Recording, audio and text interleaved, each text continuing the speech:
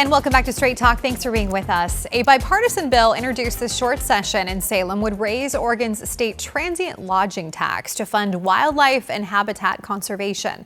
The measure, called 1.25% for wildlife, would increase the tax from 1.5% to 2.75%. Our Tim Gordon sat down with two guests this week to break down what this bill would do. And joining us today to talk about the bill, Dr. Srishti Kamal, Deputy Director of the Western Environmental Law Center, and Danielle Moser, Wildlife Program Manager with Oregon Wild. Thank you both for being here so much. We appreciate it. Yeah, thank you for having us. All right, Danielle, I'm going to start with you because you're closest to me, and we're going to talk about 4134, what it does, this bill. It's 1.25% for wildlife. What problems do you think it's going to try and solve? Yeah, well, to start off, so this legislation is a smart bipartisan investment in Oregon's natural legacy that protects wildlife, safeguards human health, reduces wildfire risk, and strengthens local economies while making sure we don't increase costs of living for Oregonians. And what it's seeking to solve is Oregon is in the midst of a global extinction crisis, and it's affecting us here at home. We have over 300 species, 321 to be exact, that are in greatest conservation need. And so without intervention, they run the risk of going extinct. This is compounded by the fact that we have no dedicated funding at the state level for the recovery of these species and their habitats. And to make matters worse, the little bit of funding we were getting from the federal government has been zeroed out.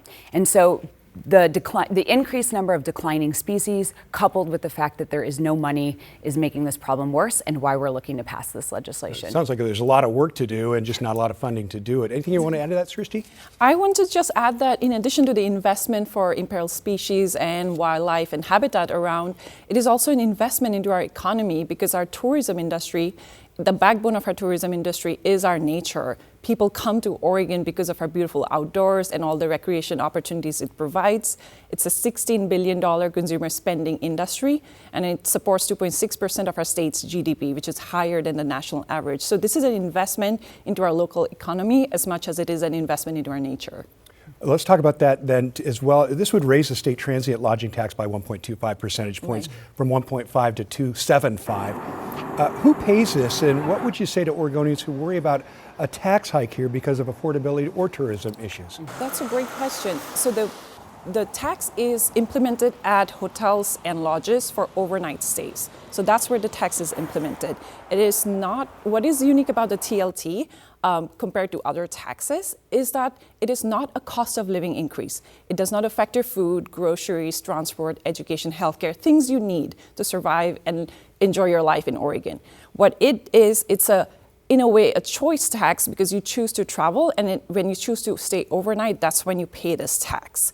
What is also unique about this tax is that this is paid largely by non-Oregonians. Sure. 65% of visitors to Oregon are from out of state. So this is largely taxing non-Oregonians who are coming to Oregon to enjoy our resources, and now will have a means to pay into the recovery and conservation of these resources that Oregonians also depend on for their livelihoods, for their public health and safety. So the lodging tax will go to 2.75 on the state level, but a lot of communities, including the ones on the coast that are really tourism oriented, have their own local lodging taxes as well. Is there any concern there that adding more to that, because the total is much more than 2.75, will hurt tourism in any way?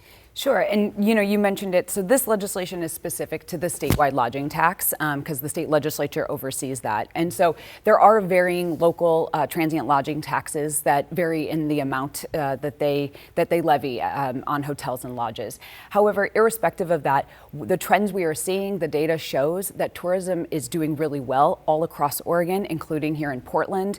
And so for us, visitor volume, visitor spending is all on an upward trajectory, and we believe that tourists and Oregonians alike think this would be a necessary thing to invest in that safeguards this resource for the future and make sure that we do have whale watching on the coast, go see tufted puffins, go see birds in the Klamath. And if we don't reinvest in that, it will not only hurt those species, it will also hurt tourism. Right. And if you already said this, I'll just emphasize it. I believe Oregon has one of the lower lodging taxes in the country, right? Absolutely. Yes. It's got one of the lowest in the country. And to add to what Danielle was saying right now, data also shows that tourists and tourism volume does not respond to moderate changes in the state transient lodging taxes. Oregon has seen a shift in our own state transient lodging tax few times in the last couple of decades, and Montana and Vermont increased their transient lodging tax in the last 10 years. They're similar states to ours in depending on nature-based tourism, and their visitor volume kept going up.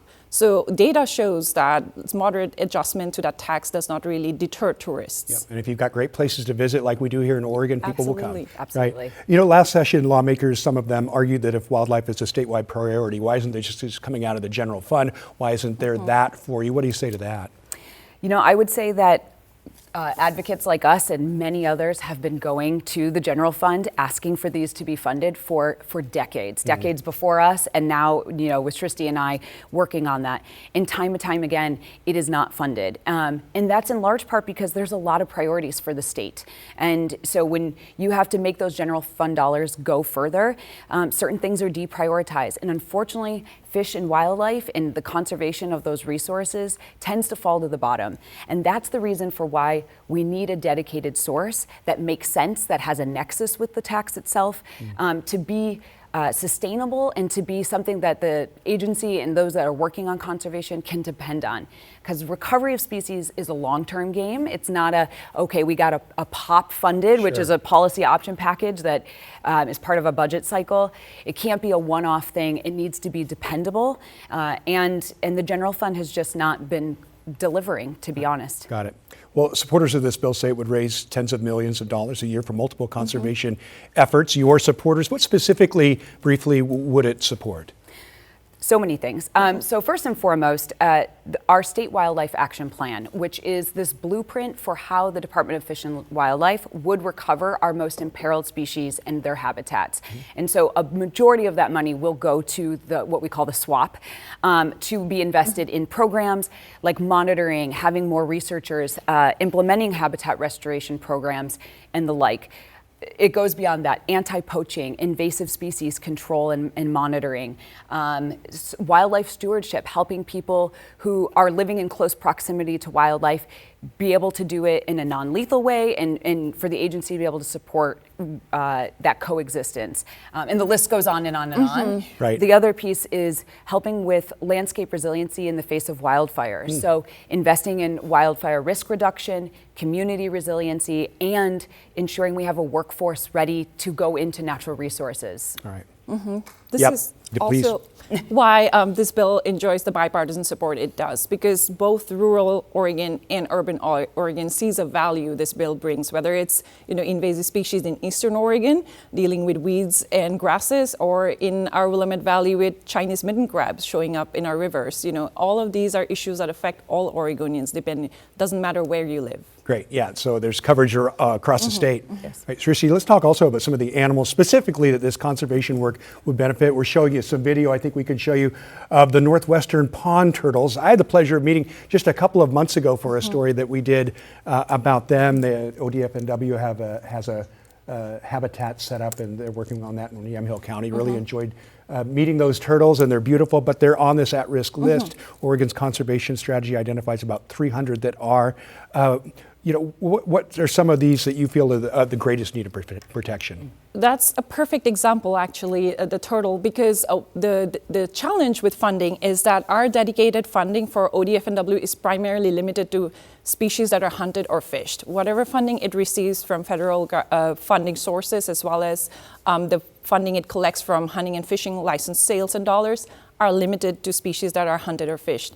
These kind of species are not. The example you showed is a perfect one for that. Right. And so this is precisely why we're seeking this dedicated funding. There's other species, whether the new species that got added, like the California condor, the sea otter, North American porcupine. It used to be a common species, and now it is on that list. So it shows that common species are nowadays, unfortunately, not as common. And the whole purpose of the State Wildlife Action Plan is to keep common species common, because as soon as they start circling the drain towards extinction, the cost of recovery and conservation goes significantly up. If they end up on the Endangered Species Act, the cost for their recovery is also pretty expensive. So this is why it's important to invest now when they are in this list, besides when they go up to the ESA. Absolutely, okay.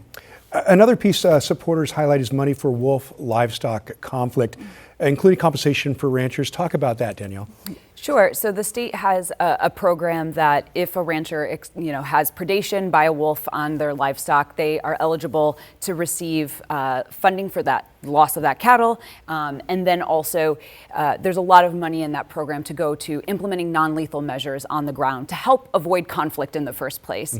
And so that is a component of the bill that has some funding going directed towards that. And obviously it's a piece that brought in support from Eastern Oregon and those living kind of in wolf country. But yeah, that's essentially what that program does. And we would like to see especially the investments in that non-lethal side so that we can avoid conflict altogether. Yeah. Is there a legal aspect on that you want to mention?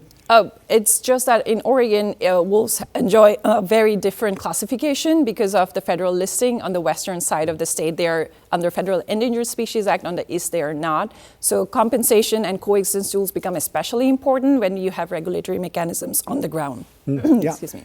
Just about a minute and a half left, but we do want to talk about animal crossings, wildlife crossings too. So important. We've got some of them. We need more. Yeah. Yeah. Absolutely. Connectivity is another piece in the bill. You want connectivity in terms of infrastructure, such as underpass and overpasses, but you also need connectivity of key connectivity corridors, areas that are important for animals to travel through, but the condition of those areas are poor.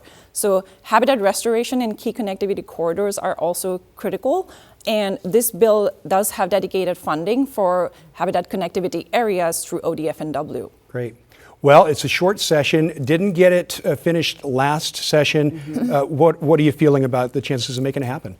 I mean, I think we can just speak to the breadth of support for this legislation, right? We mentioned it has bipartisan support, so Democrats and Republicans alike. We have over 70 organizations of hunter, angler, agricultural focused organizations that support this. There are over 100 and growing number of businesses in tourism and recreation who support this legislation. So, and I believe we have 26 co-sponsors. So wow. We feel like the work is being done and people are seeing the need now. We know there are a lot of priorities and things to be focused on, but we think this should rise to the top and we urge our Oregon legislators to be there with us. Yeah, you've got a big army there. Last words? Just that we hope that the legislators see the value this brings for all of Oregon and that all of Oregon is behind this bill. So we see this as unfinished business from the last session and we are doing everything we can to push this through in this short session. All right, House Bill 4134. Good luck with it. Thank you so much. you. Danielle Schuste, thanks so much for joining us. Thank you. Good conversation on an important topic. Thank you so much. We appreciate it. And thanks so much for joining us here on Straight Talk. A programming note, during the Olympics, Straight Talk will air only on Saturday and Sunday. And a reminder, you can stream Straight Talk on your own schedule anytime. Just download the free TV app, KGW Plus. It's available now on Roku, Apple TV, and Fire TV. We'll see you back here next week.